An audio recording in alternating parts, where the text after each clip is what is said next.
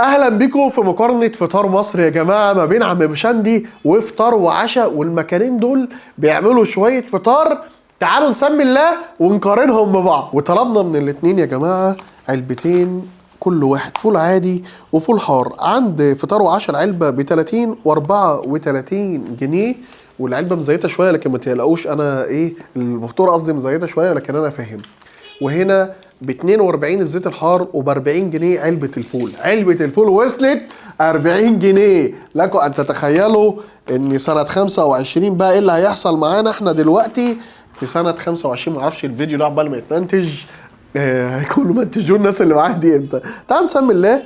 ومنظر علبتين الفول بتاع عم بشندي يخضوا. بص التتبيله عامله ازاي، المنظر يخض صح، والزيت الحار ايه. تعالوا نسمي الله ونبتدي بعم بشندي. فول متماسك قوي، الفول متماسك جدا. ايه يا عم بشندي ده؟ يا لهوي على الفول، هي زبده. ويا عزيزي معلومه عايز اقولها لك، ان الفول اللي بالزيت الحار مش زيت حراق، يعني مش كده، ده اسمه زيت بذر الكتان، وهو معروف عشان ليه طعم وفوائد تانية. الناس ما بتاكلوش ان الزيت حار ده معناه ان هو مشطشط، لا مفيش حاجه اسمها كده.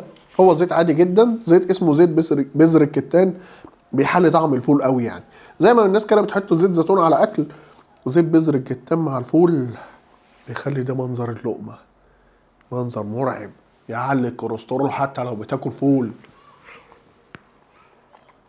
هنا الفول بردك متماسك قوي عشان بردك ونفس خامه الفول تقريبا، يعني الاثنين نفس خامه الفول. الفول التقيل اللي هو ايه، تحس الخلطه كده محتاجه تتسخن شويه. ولكن خليني صريح معاك، تتبيله عم بشندي حرشه شويه، تحس ان فيها ليمون وطحينه اكتر، وحتى واضح في اللون، يعني تحس ان اللون هنا واضح ان الطحينه اكتر عند عم بشندي. ندوق كده من غير عيش.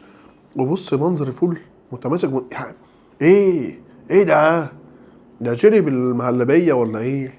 طول عمري فول عم بشندي اقول عليه لا تقدر تزود عليه سنه ليمون ولا سنه طحينه، بيبقى ظابطينه ومكترين في الليمون قوي. وندوق فول فطار وعشاء. وزي ما كنت بقول لكم بالظبط، هنا اللي عند عم بشندي طعم الليمون واضح قوي، تحس فيه ليمون وخل وطحينه كتير. هنا فيه ليمون وطحينه وخل وكل حاجه، ولكن طعمه مش مطاغي على الفول. هنا الطعم طاغي على الفول. فالصراحه كطعم حرش عم بشندي، كطعم بريميوم وهادي كده. عارف انت الكلاسيك، هو ده فول فطار وعشاء. والفرق 10 جنيه، ولكن في الكميه عم بشندي اكتر شويه، لان الفرق ما بين ده وده 10 جنيه، يعتبر هو نفس الاسعار ونفس الطعم الفوليه نفسها. ونخش على اللي بعد. وتعالوا نجيب الطعميه بتاعت عم بشندي اللي مليانه سمسم وكزبره والحاجات دي. جبنا طعميه عاديه وطعميه محشيه. عند عم بشندي الطعميه القرص 3 جنيه ونص، والمحشيه الواحده 9 جنيه ونص، او ب 9 جنيه لان هم الثلاثه ب 27 فهي ب 9 جنيه. وعند فطار وعشاء انا نفسي اقول لكم هي بكام، انا نفسي، بس هي تقريبا اغلى لان مكتوب طعميه كبيره 3 ب 43 والثلاثه التانيين بحاجه و50، فمعنى كده ان القرص الواحد ب 10 جنيه. حد من فطار وعشاء اكد عليا الكلام. ولكن بص منظر القرص هنا ومنظر القرص هنا في فرق ولكن ايه، انا بموت في طعميه عم بشندي مع احترامي لفطار وعشاء. نبتدي بطعميه عم بشندي. بسم الله. والطعميه من جوه جميله، لونها مخضر كده، الخضار الجميل. عايزه دي بصلايه والتنجانيه. طعميه مسكره ولا كلمه. تعال نشوف بتاعه فطار وعشاء. منظرها من جوه انا حاسس ان دي شاربه زيت شويه، ولكن السمسم موجود والكزبره الكتير اللي بره دي، انا بحب الحاجات دي في الطعميه. بسم الله. طبعا على الرغم ان هي هنا حاسسها مزيته شويه، بس مسكره قوي، مسكره قوي قوي. قرص طعميه على سكر. ويا عزيزي قرص الطعميه اللي انت شايفه ده ب 15 جنيه.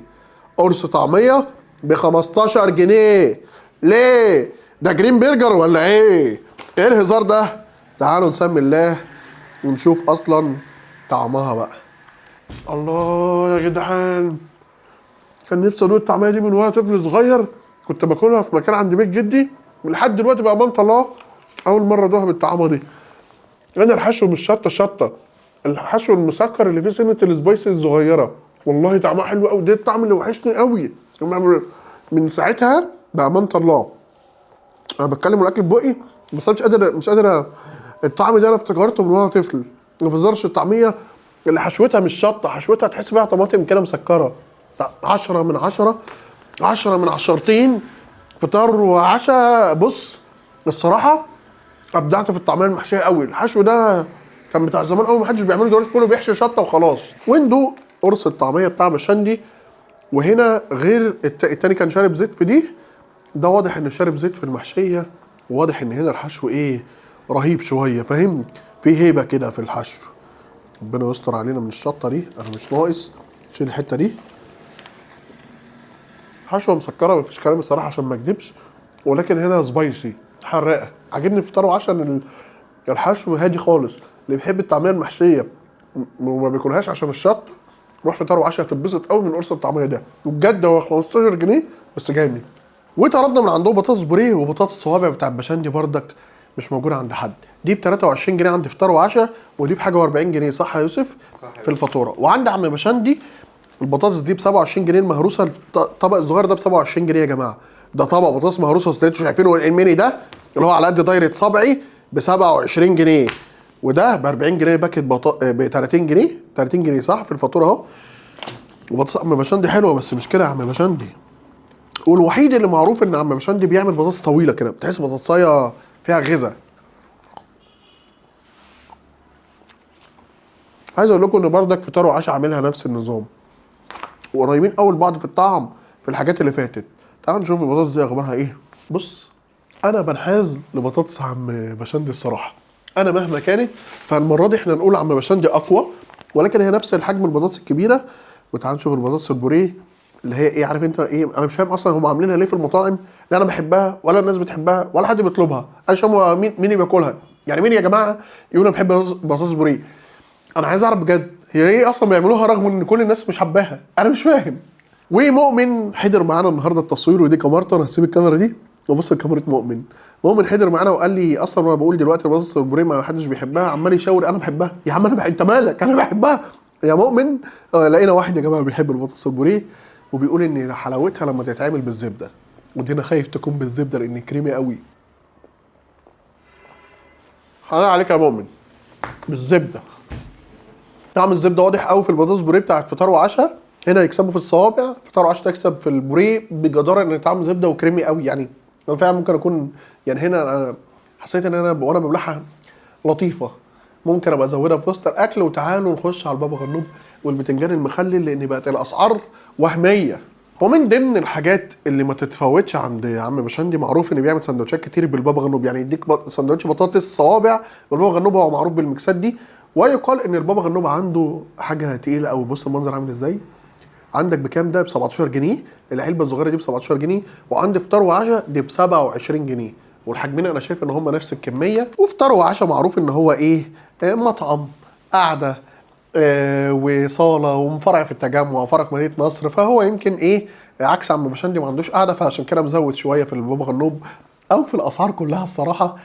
فطار وعشاء تقريبا قريب قوي لطعم عم بشندي، ولكن الصراحه للامانه اغلى شويه من عم بشندي. عم بشندي تاريخ بس هو ما عندوش صاله. خدوا بالكم الناس اللي بتروح عم بشندي ما عندوش صاله. فطار وعشاء الباقه غليت وبيقول لي انجز ما تطولش. حاضر. بابا غنوج حلو ولكن في طعم التدخينه انا ما بحبش طعم التدخينه. وبابا غنوج بقى بص تحس ان شكله كريمي قوي صح؟ جامد قوي. بابا غنوج بتاع عم بشندي حاطط فيه طحينه خام كده فتحس بالغنى وانت بتاكل بابا غنوج.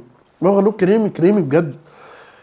مش هنقارن بتنجان مخلل، يا ريتني كنت خدته مع الطعميه. كانوا معاها كهاني فود والمقارنه حلوه والاتنين حلوين قوي في بعض الحاجات لا تقارن.